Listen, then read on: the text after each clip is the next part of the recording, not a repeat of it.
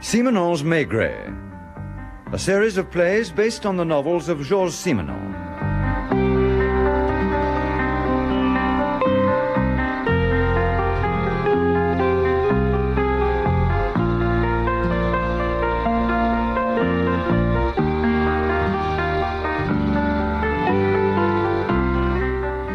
With Maurice Denham as Jules Maigret and Michael Gough as Georges Simenon.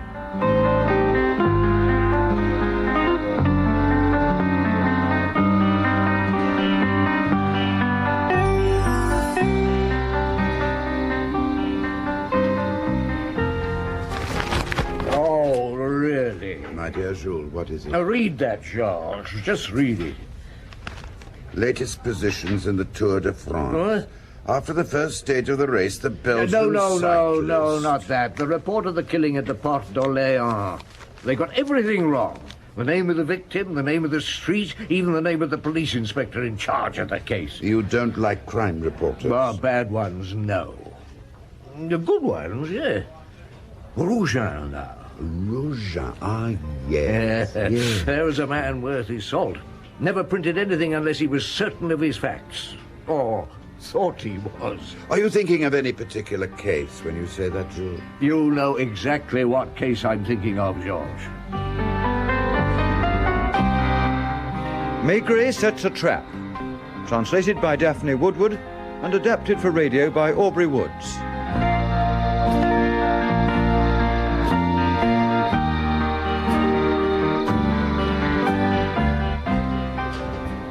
Rougin. Now, he was the reporter who scooped the story of the Montmartre killings. Yes, and deserved to. It was a sweltering hot August, if you remember, and most of the reporters preferred to stay in the Brasserie Dauphine rather than hang around the Quai des Orfèvres. But Rougin thought he was onto something, and stuck at it, sitting outside my office, sweating like a pig, with nothing to drink except lukewarm water from the tap down the corridor. But at least he was there when Lapointe came to see me. When he brought in... Suspect number one. With Lapointe's jacket over his head to hide him from anyone who might be curious. Well, that was about 4 o'clock in the afternoon. Rougin was straight onto him.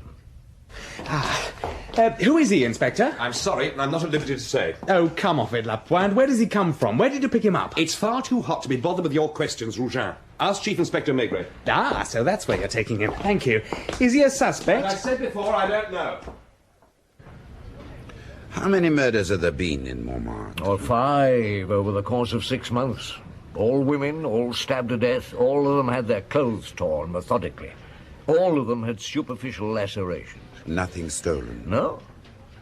Well, it must have been about 11 o'clock at night when I finally sent poor Lapointe and the other chap, still with Lapointe's coat over his head, off in a car. But when I left the office, there was Rougin, still waiting, still sweating, refusing to let up while he thought there was a story around. Ah, evening, Chief Inspector. Are you still here, Rougin? Who was it? Who? The chap with Lapointe. Sorry, I can't help you. Try again tomorrow. It may be cooler then. Will you make a statement tomorrow? I don't know. Has he got something to do with the Montmartre killings? No. Sorry. No statement. Thank you, Chief Inspector. Good night. And what did he print? Killer caught at last. Is this the Montmartre maniac? And of course it wasn't. No. He was a delightful fellow called Maigret. I needed a man whose description would be as unimpressive as possible and whose face wouldn't be known to the public or the press. I was setting a trap for the real killer, and I needed bait. What gave you the idea in the first place? Well, the previous evening, Madame Maigret and I had been out to dinner with Raoul Pardon and his wife. And afterwards, I was talking with a fellow guest, Professor Tissot, who was the director of the mental hospital in the Rue Cabanis. Ah, yes. He was a very interesting, intelligent man. Doesn't your responsibility frighten you sometimes, Chief Inspector? You're referring to the Montmartre killings. Yes. I wouldn't like to be in your place, with the public getting panic-stricken, newspapers doing nothing to reassure them, and high-placed persons with their own ideas of what you ought to do, all cancelling each other out. That is the correct picture, I take it. Yes, it is. What makes you think they're all the work of one man? Well, when there's a series of crimes, as on this occasion, the first thing we do is to look for what they have in common. Such as? Well, the time, for one thing. Now, in this case, the first attack took place at 8 o'clock in the evening, and it was February, so it was dark by then. Now, the crime on March the 3rd was committed a quarter of an hour later, and so on, until the last one in July, which took place a few minutes before 10 o'clock. Now, obviously, the murderer waits for darkness and then attacks. What about the dates? Ah, well, I've gone over them time and time again. First of all, people talked about the full moon. Oh, they always blame the moon when they can't think of anything else. You? As a doctor? No. As a man? I don't know. In any case, only one of the attacks took place when the moon was full.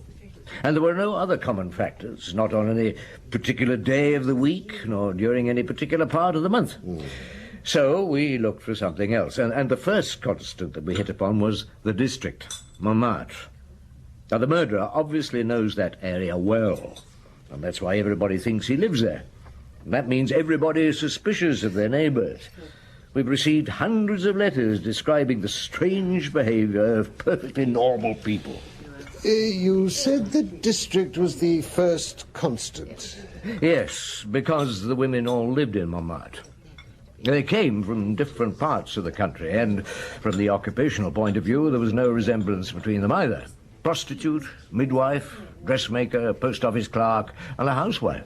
But they all lived in the district. Yes, but it's unlikely they knew one another. More than probably they'd never met.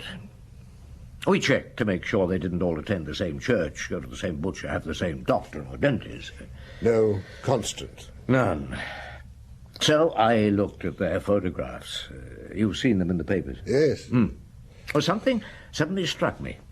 Now, if you don't look at the women's faces, just their figures, you'll notice all 5 were shortish, rather plump, thick waists, broad hips. Well, it could be a coincidence, but I think it's unlikely. Well, you can't very well put a guard on every short, plump girl in Paris. Quite. Well, anyway, that's as far as we've got at present. You know the question that worries me most, Professor? This man is no longer a child. He must have lived for quite a number of years, 20, 30 or more, without ever committing a crime. Yet, in the course of the past 6 months, he's killed 5 people. Now, how did it all begin? Why did he suddenly change from a harmless citizen into a dangerous maniac? You know, Monsieur Maigret, a lot of lunatics or semi-lunatics are sent to me after they've committed crimes, and in nearly all of them I found a conscious or unconscious desire to assert themselves. Well, nearly all of them, rightly or wrongly, had for a long time been regarded in their own circle as unstable, second-rate, mentally retarded, and felt humiliation as a result. I'm convinced that the majority of crimes, which are said to have no motive, and repeated crimes in particular, are a manifestation of inadequacy, if you like. Oh, yes. Yes, that fits in with something I've noticed over the years. No? Well, if criminals didn't sooner or later feel the need to boast of what they'd done, there wouldn't be nearly so many of them in prison. It's a form of vanity, isn't it? Huh? Oh, I don't mean to say they give themselves away on purpose, but nearly always, as one crime follows another, they take fewer precautions, as though they were defying the police, defying fate. Right. Some have admitted it came as a relief to them when they were finally arrested. Yes. Tell me, Professor Tissot, what would happen if someone else were arrested and took the place of our killer? As it were, usurping what he regards as his fame. Well, your killer would have a feeling of frustration. And might kill again? Almost certainly. Professor, you've given me an idea.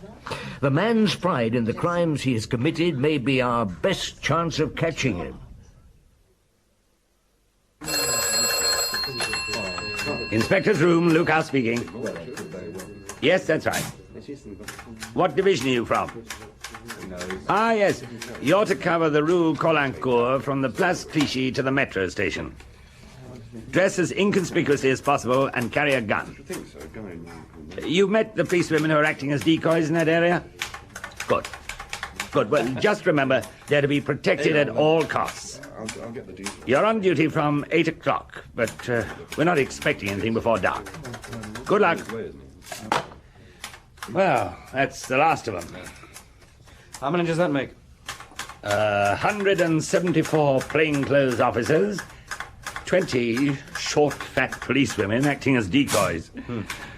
God knows how many were standing by, and all on the off chance that our pet murderer might decide to have another go tonight. Yeah. So, now it's over to you, Janvier. I shall just sit here as befits an officer of my age and position, while you and the rest of the youngsters dash up and down Montmartre trying to look like civilians. Let's hope you catch him. You sound doubtful. Never count your chickens, Lapointe. Where's your beat? Oh, I'm with the chief inspector in a patrol car. No, teacher's pet. Now look, Janvier. All right. Still don't see how the chief can be sure this man will attack one of the policewomen, or that he'll attack anyone at all. Well, his theory is that now all the papers have said we've caught the murderer, the real chap will be so furious he'll kill someone else, just to prove he's still on the loose. Well, it's a long shot, but it just might work. Pretty risky long shot. What happens if the man succeeds? Right, come on, Lapointe. Let's get started. Off you go, Janvier, and good luck. Got your gun? Yes, sir. Look out for the shop, Lucas. Lapointe. Okay, Chief. Good luck, Chief.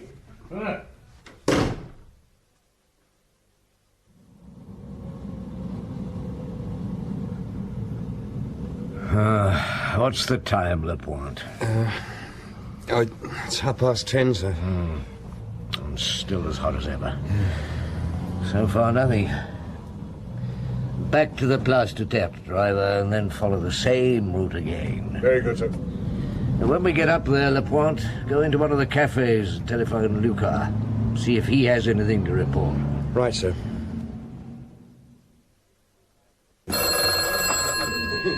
Lucas. No, Lapointe, nothing at all. Just a prostitute complaining a foreign sailor had knocked her about. From the sound of her voice, I don't blame him. Oh, tell the chief that reporter's still here. Yes, Rougin. I think I'll move a bed in and charge him rent. Good hunting.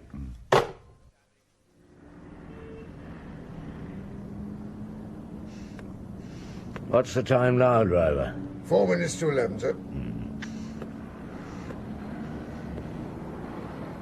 He's probably not even in Paris.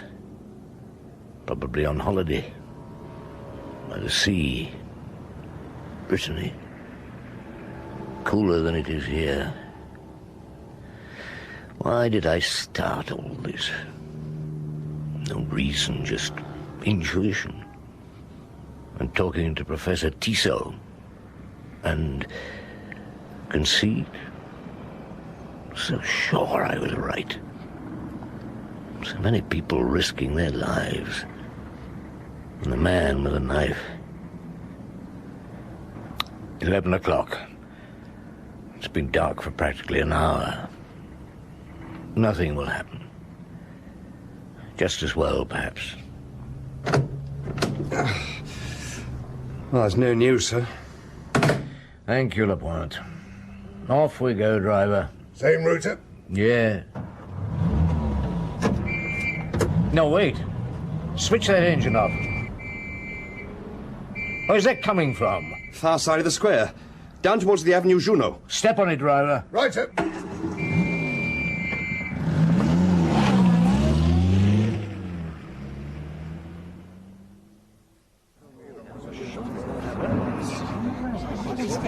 Stand back there, stand back.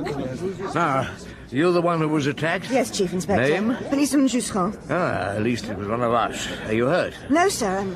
I'm all right. I'm just a bit shaken, that's all. What happened? Well, he came at me and I just couldn't hold him, I'm sorry. Oh, it doesn't matter. They'll catch him. He can't get far. I've got this, sir. Oh, what is it? It's a button. I must have torn it off his coat when I was struggling with him. Something. Now, I want you to give me as accurate a description of the man as you can. Well, it was so quick, and as you can see, it's pretty dark. Yeah, but do the best you can. Lapointe. Yes, Chief.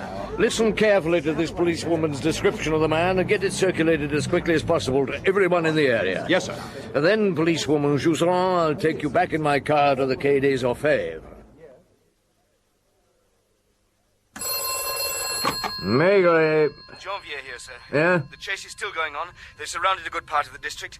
I'm in a cafe on the Place Constantin Péqueur, and as I got here, I'm practically certain I saw the fellow running down the steps opposite. Well, you weren't able to catch up with him? No, sir. I got after him as fast as I could, but he had too much of a lead on me. Well, why didn't you shoot? I didn't dare, sir. There were too many people about. I might have hit one of them. But apparently, just before I got here, a man came into this cafe. He didn't stop for a drink, just made a telephone call and then went out. Well, nothing else? The barman said he was fair-haired, youngish, slender. His suit? Dark. My idea was that perhaps he rang up somebody who came with a car and picked him up. I don't think they're stopping cars with more than one person in them. Well, then tell him to. Right, sir. Well, there we are, Luca. The policewoman he attacked reckons he was about 30 years old, thin, looked like a gentleman, and she remembers when she grabbed his hand there was a wedding ring on his finger. Now, Janvier's just chased and lost someone who fits that description. Apart from the button, that's the lot. Any report on that button yet? Yes, sir, just come in. The lab says it's a good quality one, and from the piece of cloth still on it, the suit was of expensive material. Imported. Probably English. So they've given me the lists of cloth importers and button makers. Quite a few of them. That'll give Lapointe and Janvier a nice little outing tomorrow. If we haven't caught our man before then. So after a late night, poor Lapointe and Janvier had to trail round hundreds of cloth importers and button makers the next morning. Well, not that many as it happened, Georges. For the first time in the case, luck was on our side. The second button maker Lapointe and Janvier visited recognized the button. Oh, yes. This comes from Mullerbach's at Colmar. Colmar? Do Mullerbach's have a Paris office? In this building, as a matter of fact, 2 floors up. Thank you. Yeah. What exactly did you want to know? Did your firm make that button? Yes. Have you a list of tailors to whom you sold buttons of that kind? Of course. Monsieur Jean-Fils, will you look up the reference for this button and bring me the list of the tailors to whom we sold that type? There were 28 of them, and that was only in Paris. A sizable number. Quite. So Lapointe and Janvier decided to split the list in half and tackle 13 apiece, each clutching a part of the cloth torn by the policewoman from her attacker's suit. Was luck still on their side? Well, not quite so speedily, but eventually Janvier came across a tailor who recognized the cloth. Yes, this is one of our materials. Why, do you want a suit? No, but I would like a list of the customers for whom you've made a suit in this material. Well, there's only been one recently, and even that was some time ago.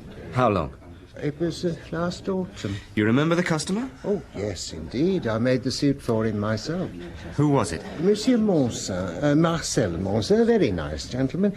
I've made his clothes for several years now. Does he live in the district? Yes, I have the address somewhere. Chief, Janvier here. I found him. Yes, he lives in the Boulevard Saint-Germain. I'm just opposite the house now, in a cafe called the Solferino.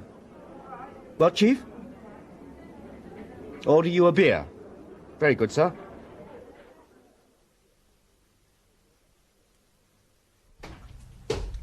Oh, thank you for the beer, Janvier. Not at all, Chief. And congratulations on finding him. Always supposing it isn't one of the other customers on one of the other tailors' books. Moncin seems to be the only one in this area. Yeah, where the murders took place. Yeah. Well, we'll soon know. Yes? Is Monsieur Moncin at home? I don't know. If you wait a moment, I'll go and ask Madame. What is it, Odile? 2 gentlemen who wish to speak to Monsieur, Madame. Yes? Is your husband in, Madame? Yes. But he's asleep. I must ask you to wake him. May I ask who you are? Judicial Police. I'm Chief Inspector Maigret. This is Inspector Janvier. You'd better come in. Thank you, madame. That will be all, Odile. Yes, madame. This way. Thank you, madame.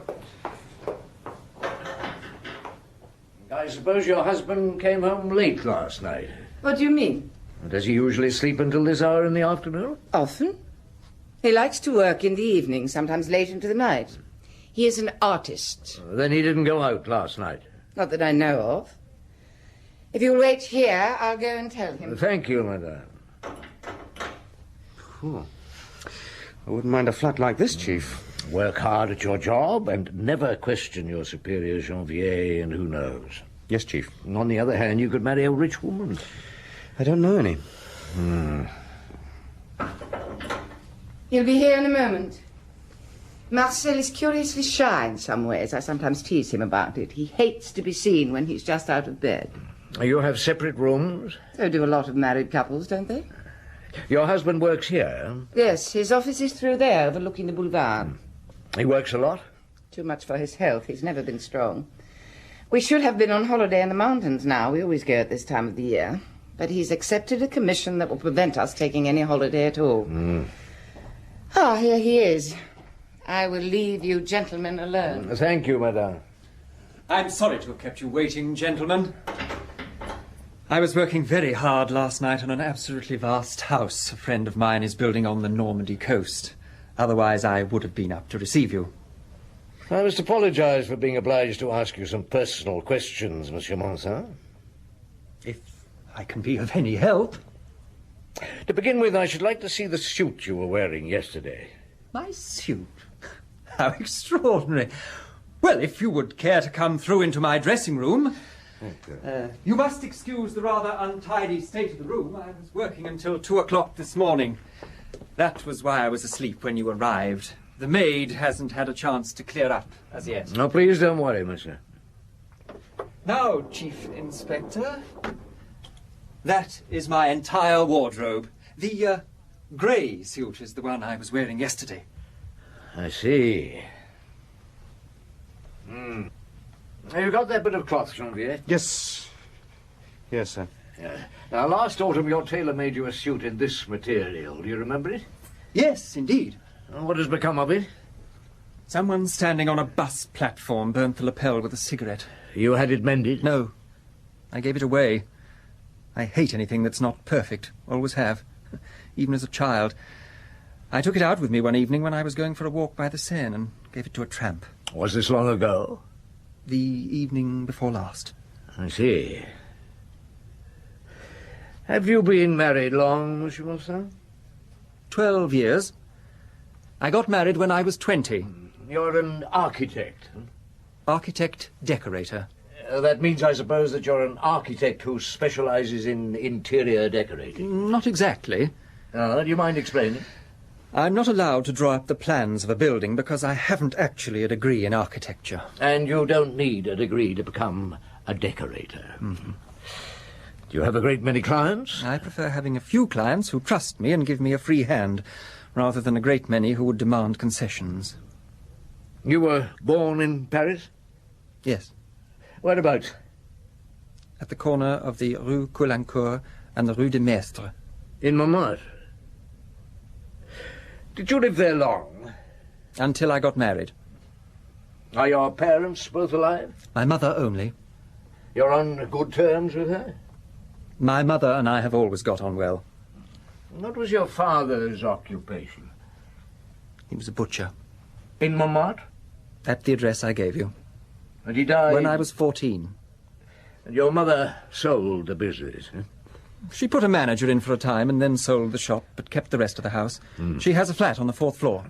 Monsieur Moncin, I'm afraid I have to ask you to accompany my inspector here to the Quai des Orfèvres. Is that necessary? I'm afraid so. Janvier? Sir? I'll be back there as soon as I've had a word with Monsieur Moncin's mother. Right, Chief.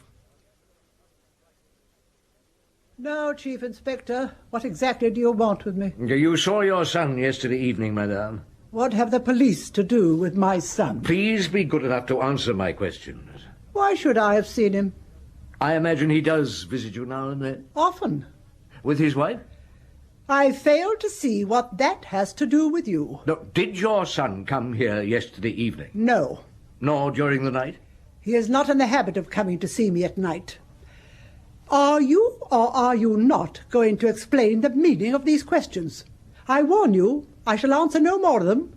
I am in my own home, and I can remain silent if I choose. Madame Moncin, I regret to inform you that your son is suspected of having committed 5 murders in the past few months.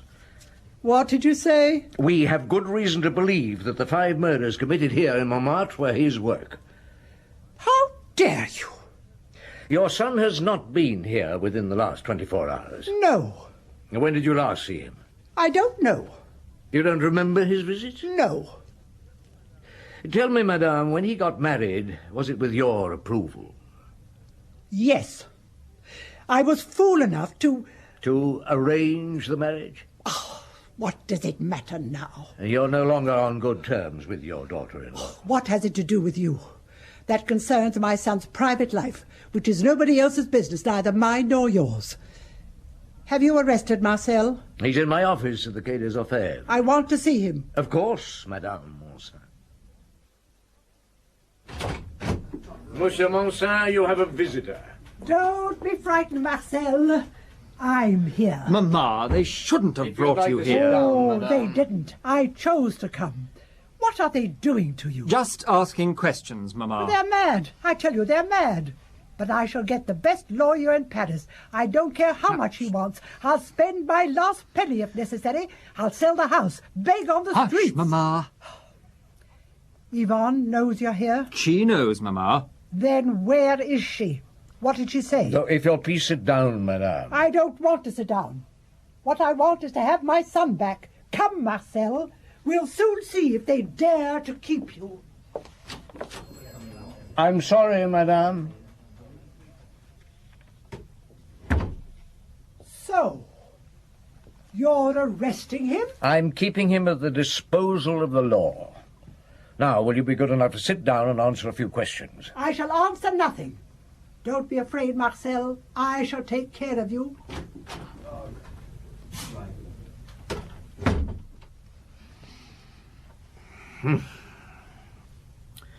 Your mother seems to be very fond of you.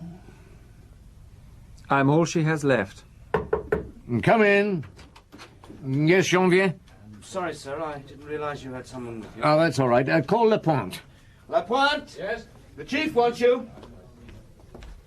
Yes, chief? Take Monsieur Moncin to the cells. See that he's comfortable and has anything he wants. Right. This way, monsieur. Thank you. Now, young Janvier. We found that fellow's suit, chief. Huh? Or at least the jacket. Where? We picked up a tramp who was wearing it down by the Seine near the Pont d'Austerlitz. Says he found it on the river bank. When? This morning at 6 o'clock. And the trousers? They were there too, but he was with the power. They divided the suit between them. We've not got the one with the trousers yet, but it won't take long. Is there a cigarette burn on the lapel? Yes, but I took it up to the lab, and Moët says that burn isn't more than 12 hours old. So, Moncin's story about it happening on a bus a couple of days ago is a lie. Ring Madame Maigret and tell her I'll be in for dinner tonight. Right, Chief. I'm just going to call in on Moncin's wife. Haven't you brought him back? No. You really believe it was Marcel, don't you? One day you'll see you were mistaken, then you'll be sorry for the harm you're doing him. You love him? He's my husband. Have you arrested him? Not yet. We're going to question him again tomorrow. What does he say? He refuses to answer. And you're sure you have nothing to tell me, Madame Moncin? Nothing. You realize, don't you, that even if your husband is guilty, as I have every reason to suppose, he will neither go to the guillotine nor to hard labour? I have no doubt the doctors will say he's not responsible for his actions. But 5 women have died so far. As long as the killer, the maniac, call him what you like, remains at liberty, other lives are in danger. Perhaps tomorrow he may begin to attack the people around him. Aren't you afraid? No. You see, you believe he's guilty. I know he's innocent.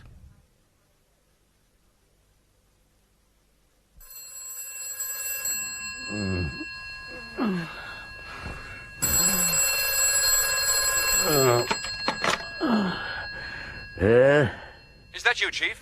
Who's speaking? Lapointe, sir. Hmm? I'm sorry to disturb you. Yeah, I'm sorry, too. I was fast asleep. What's the time? 12:30, sir. Oh, the Lord. Where are you? In the Rue de Mestre. There's just been another killing. What? A woman. Stabbed several times. Her dress slashed. When did it happen? About 3/4 of an hour ago. I'll be there. So, another killing. Yes, and in a way, it was my fault. This time it couldn't have been Moncin, because he was safely tucked up in the cell. And as usual, no one saw the crime being committed. No one. But I had my own ideas about who might have done it. But it shouldn't have happened. Anyway, I made certain arrangements and was in early at the Quai des Orfèvres the next morning. Are they here? Yes, Chief. We put them both in the interrogation room. Did the sparks fly? They just took one look at each other, sat down and shut up. What are we to do now, sir? Oh, for the moment, nothing. You go and sit in the next door office, Janvier, near the communicating door. If they decide to talk, try to hear what they say. Right, Chief. And Luca, Chief, have some of these newspapers taken into the two women. Let's put them on the desk, but make sure that from where they're sitting they can both see the headlines about last night's murder. Right. Lapointe? Chief? Where's Moncin? I put him in your office, as you told me. Oh, good. Now, don't disturb us. No, I thought this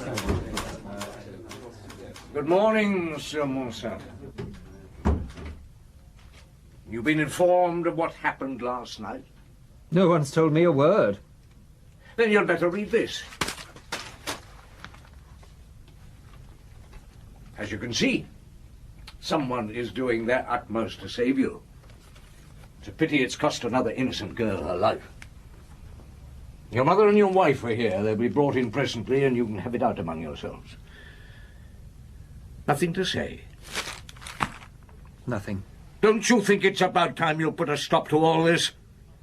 Don't you think this makes at least one crime too many? If you talked yesterday, this one would never have been committed. It was nothing to do with me. Oh, yes, it was. It was everything to do with you. Which of them did it? I don't know what you mean. I've looked through all those photographs of you your mother has piously preserved in her flat. Dozens of you, hundreds, but none of your father. I don't even know what he looked like. He was a tradesman, wasn't he? A butcher. I suppose your mother was ashamed of him. Were you? How old did you say you were when he died? 14. And after that, Mother took over. Didn't you ever have a desire to rebel against all the fussing and mollycoddling? No, I suppose not. You didn't rebel because you're lazy and vain. Some people are born with a title, money, servants. You were born with a mother that took the place of all that. Whatever might happen to you, Mother was there, and you knew it. You could do whatever you chose, and the only price you had to pay was obedience. You belonged to your mother. You were her property. You weren't allowed to grow up into a proper man. Why did she marry you off at the age of 20? For fear you'd begin having love affairs? I have nothing to say. Have you ever had anything to say off your own bat, I mean? I don't imagine you married because you were in love. You're too self-centered for that. You married for the sake of peace, and perhaps to get away from your mother's influence. And then your wife turned out to be as possessive as your mother. Why didn't you rebel against her? Both of them were preventing you from being a man. Oh, I'm going to send down for a beer. Do you want one? I don't drink. No, of course not. How many times have you wanted to kill them? I don't mean the poor girls you've been attacking in the street. I mean your mother and your wife. You were the prisoner of them both, weren't you? They fed you, looked after you, spoiled you, but at the same time they owned you. You were their creature, their property, something they fought over. So, How could you assert yourself? Not in your profession. You were an amateur. No one took you seriously, that's clear enough. So how were you to assert yourself? You had to do something outstanding, something everybody would talk about, something to make you feel superior to the common herd. You couldn't kill the two of them, although I imagine you'd have liked to, because that would have been too dangerous. The search would automatically have led to you, and in any case there would have been no one left to back you up, flatter you, encourage you. But it was them, the domineering females, you resented. So it was females you turned on, in the street, in the dark, and then tore their clothes afterwards to prove what a man you were. You didn't rape them, of course. You weren't man enough for that. Lucas, send down for a beer, will you? Very good, Chief. 1 or 2? Just 1.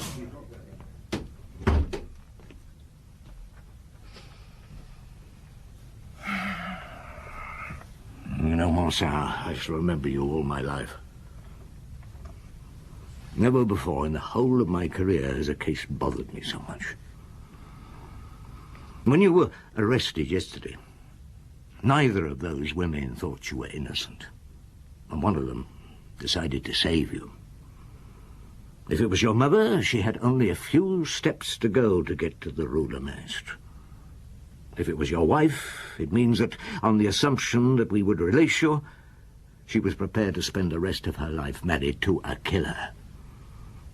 It could be either of them. The one who committed the murder knows what she did. The one who is innocent knows that the other is not. I wonder if she doesn't feel a certain jealousy. For years they've been competing to prove which of them loved you most, which of them possessed you most completely. And how could either of them possess you more completely than by saving your neck? Come in. Here's your beer, Chief. Oh, you'll drink it in your car. I'm going out for a breath of fresh air. When I get back, tell Janvier to bring the 2 women in here. You'll be glad to see them, won't you, Moncin? You've been away from them both for a whole day. I don't know how you managed. Chief. Come in, mesdames. Please sit down. Shut the door, Janvier. Don't go. I shall need you to take notes. Right, Chief. Please. Now, I'm not going to try and deceive you into thinking that Moncin has confessed. Well, how could he? He is innocent. No, madame.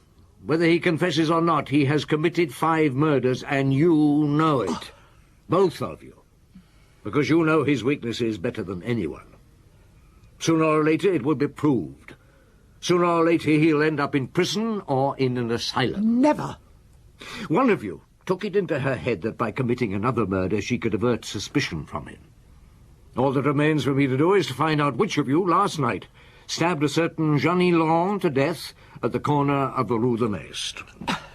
You have no right to question us without a lawyer being present. It is our right to have legal advice. Now, kindly sit down, madame, unless you have a confession to make. How dare you? You're behaving like a boor, which is what you are, a boor. Please, Mamma. Now, if you continue to make a scene, madame, I shall have you taken away by an inspector who will question you while I deal with your son and daughter-in-law.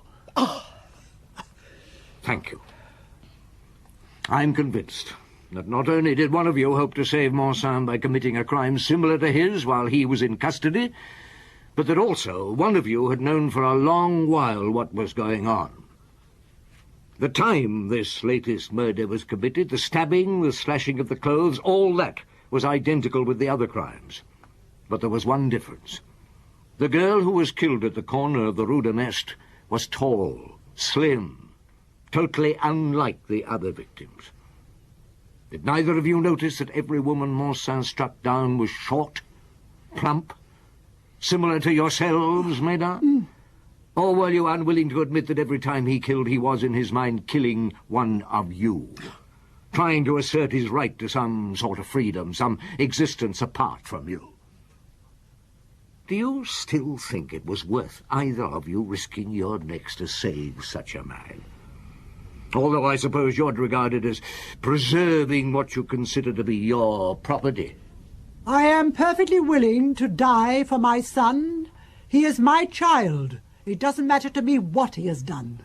And it doesn't matter to me what becomes of the little tarts who walk the streets of Montmartre at night. You killed Jeannie Laurent?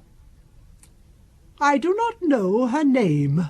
You are responsible for the murder committed in the Rue de Metz last night? Yes. In that case, can you tell me the colour of the victim's dress? It was too dark to see. She was killed less than 5 yards from a street lamp. I didn't pay attention. But when you slashed the material? The colour, madame? The dress was blue. Oh. Yes, your daughter-in-law is right, madame. Yes, it was blue. Yvonne Moncin, you admit to the murder of Jeannie Laurent? Yes. You finish it, Janvier.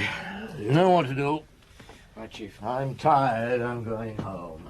Wouldn't you prefer to use the other door, sir? That reporter's still out there waiting for you in the corridor. No, that's all right, Janvier.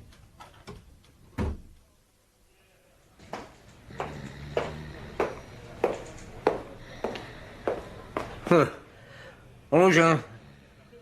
Rougin, wake up. What? Oh, I'm sorry, I must have dropped off. Yes, I think you must. I didn't get much sleep last night. No, this corridor isn't the most comfortable of places. Any statement, Chief Inspector? Oh, why not? Let's go down to the Brasserie Dauphine, Rougin. The chairs are softer, the beer's cold, and I can tell you all about it in comfort. And that was how Rougin scooped the story. Yes, I should have waited, of course, given an official release to all the papers at the same time, but after all, Rougin was there, and I was tired. I'm not surprised. I don't think I've ever been so tired. After I talked to him, I went home, lay down on the bed, and slept. Woke about 6 that evening, and took my wife to the pictures. To escape, relax. In a way. I just felt I wanted to rub shoulders with a few human beings again. Convince myself there were 1 or 2 still left.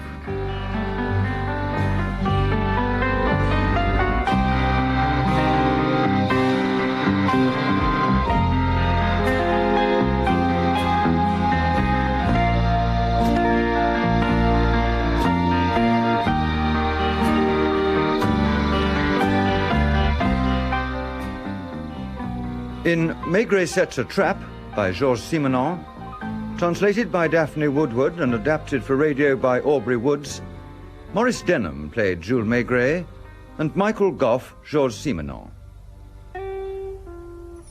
Lucas was Brian Haines, Lapointe John Rye, and Janvier Sean Barrett. Moncin Malcolm Reid, his wife Margaret Robertson, his mother Gladys Spencer. Tissot, Patrick Barr, Policewoman, Francis Jeater, and Rougin, Christopher Bidmead. The play was produced and directed by Glyn Dearman.